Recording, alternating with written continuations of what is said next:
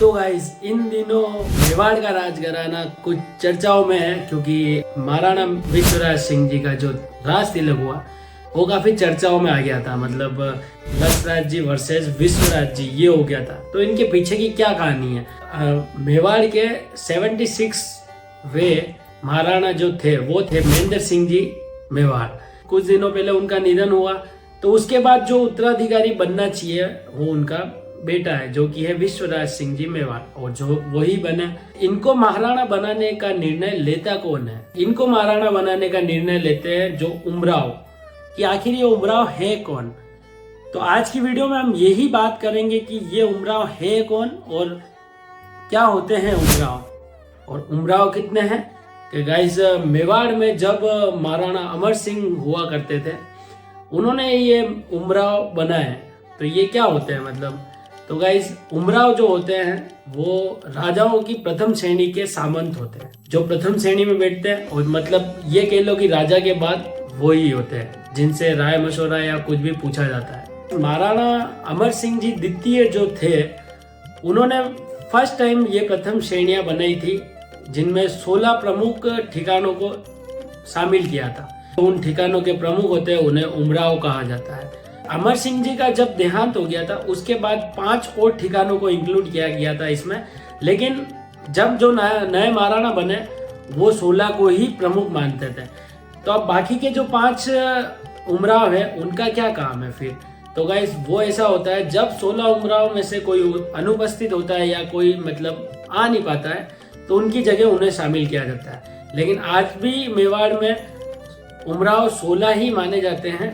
तो आज अपन यही बात करेंगे कि ये 16 उमराव है क्या, ये 16 उमराव है कौन है, कहाँ के, कैसे बने। तो आज वीडियो में अपन उसी की बात करेंगे। 3 झाला 3 पूर्व्या चुंडावत चार, 2 शक्ता 2 राठौड़ सारंग देव न पवार। अर्थात गाइस मेवाड़ में ऐसा बोला जाता है कि 3 झाला 3 पूर्व्या यानी कि चौहान और 4 चुंडावत, 2 शक्ता 2 राठौड़, 1 सारंग देव 1 पवार। तो ऐसे करके ये 16 ठिकाने हैं जिन्हीं को उमराव कहा जाता है। तो बात करेंगे अब डिटेल में कि उमराव कौन सा है और कहाँ है। तो बात करते हैं झालाओं के कौन कौन से ठिकाने हैं।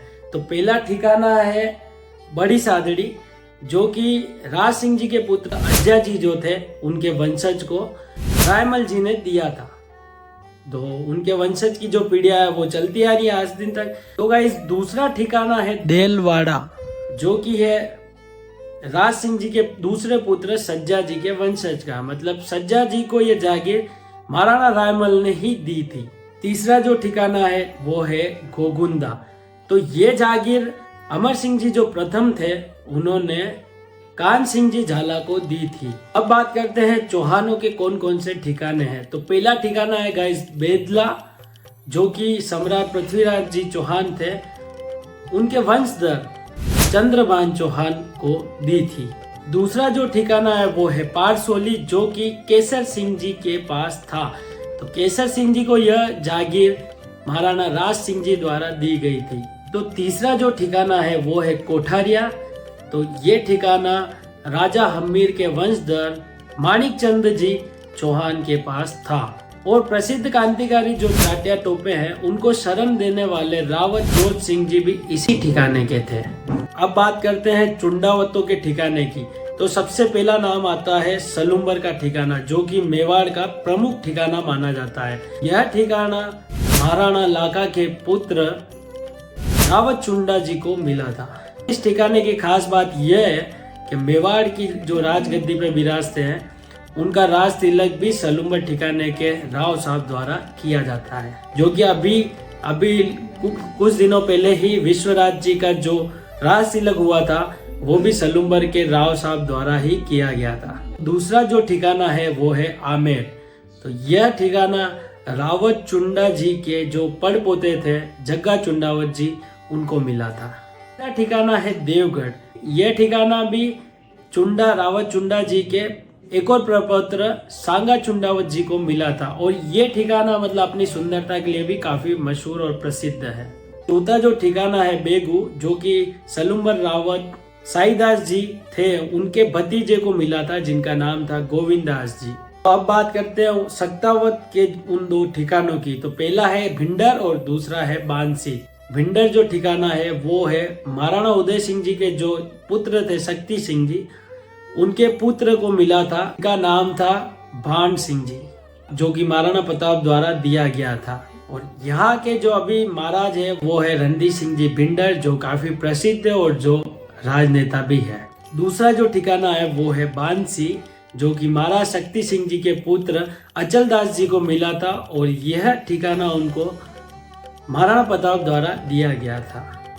अब बात करते हैं राठौड़ राजपूतों के उन दो ठिकानों की, जो है बदनौर और घाणेराव। बदनौर जो ठिकाना है वो है मेड़ता के जो वीर योद्धा है जयमल जी राठौड़, उनका था और यह जागीर उनको महाराणा उदय सिंह जी द्वारा दी गई थी। दूसरा जो ठिकाना है घाणेराव, जो कि जयमल जी राठौड़ के भाई ठाकुर प्रताप सिंह जी के पास था और जो कि पाली जिले में स्थित है।